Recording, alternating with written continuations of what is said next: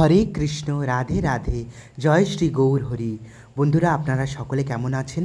আশা করছি ভগবানের কৃপায় আপনারা সকলেই খুবই ভালো আছেন।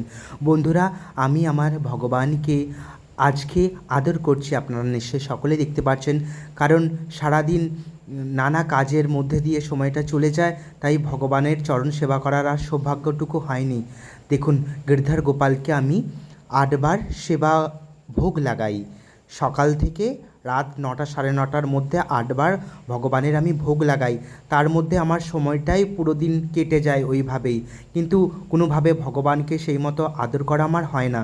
তাই আজকে ভাবলাম যে ভগবানকে আমি আদর করব। আমার বুকটা খুবই ফাঁকা ফাঁকা লাগছে।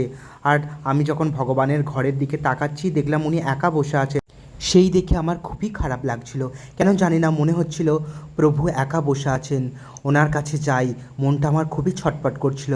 তাই সব কাজটুকু আমি ফেলে, তখনও আমার কাজ কিছু সম্পূর্ণই হয়নি, অনেকটুকু কাজ বাকি ছিল, সব কিছু কাজ ফেলে আমি ভগবানের কাছে গেলাম, ওনাকে আদর করলাম, ওনার রাধারানীর গান শোনালাম, রাধারানীর ভজন শোনালাম।